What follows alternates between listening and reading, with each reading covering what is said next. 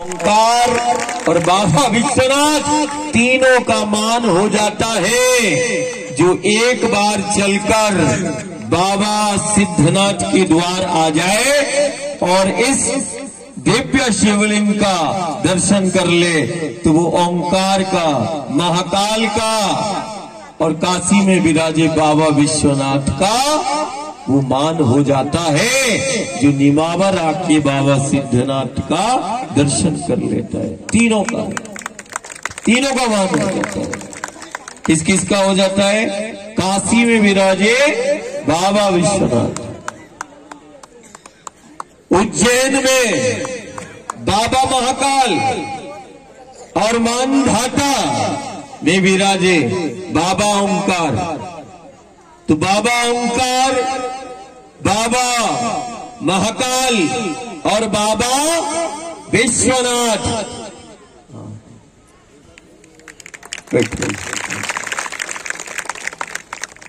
तीनों का मान हो जाता है, तीनों का मान हो जाता है। जो निमावर सिद्ध तीर्थ क्षेत्र में आके बाबा सिद्धनाथ का जो दर्शन कर लेता है,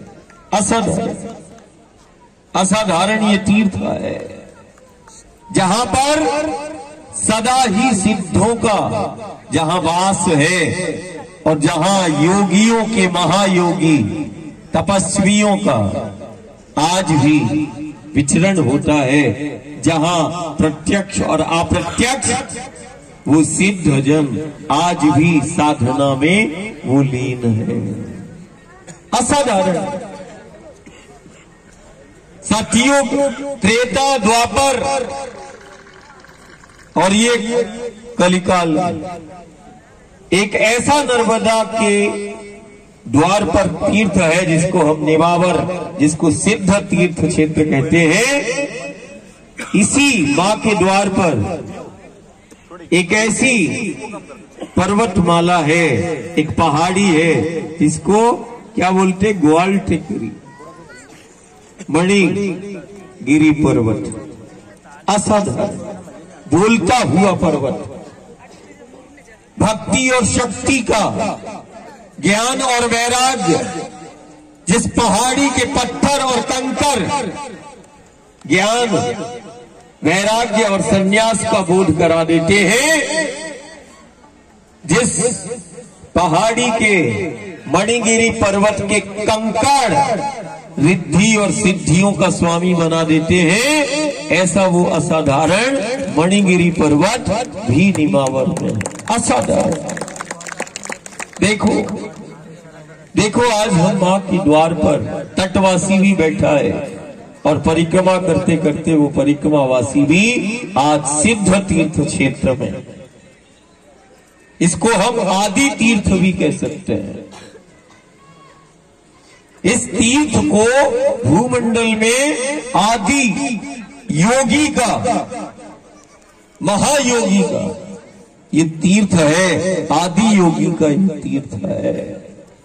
इसको आदि तीर्थ भी हम कह सकते हैं। असाधारण है।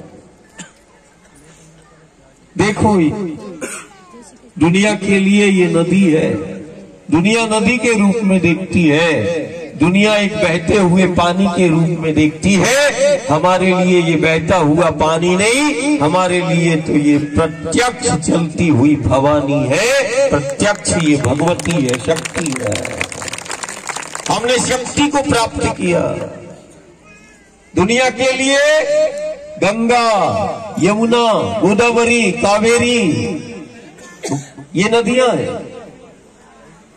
हमारे लिए ये नदियां नहीं, हमारे लिए ये प्रत्यक्ष शक्तियां हैं।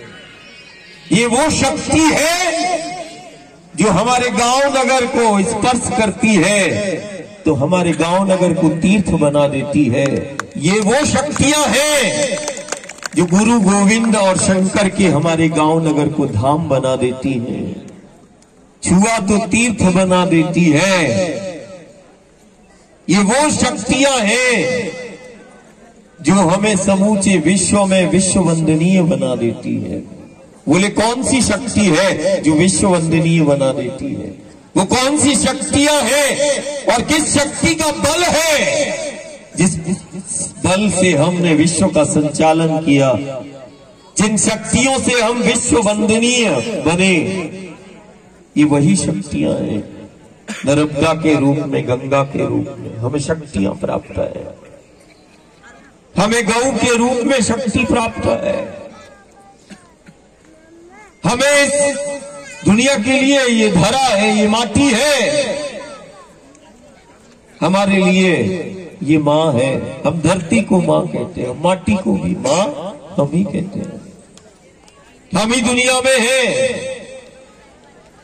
जो एक तरफ हमने शक्तियों को प्राप्त किया, जिसने विश्व वंदनीय बना दिया, वो गंगा के रूप में, वो गौ के रूप में, वो मां नर्मदा के रूप में, और ये धरा और माटी के रूप में हमें प्रत्यक्ष शक्तियां प्राप्त हैं।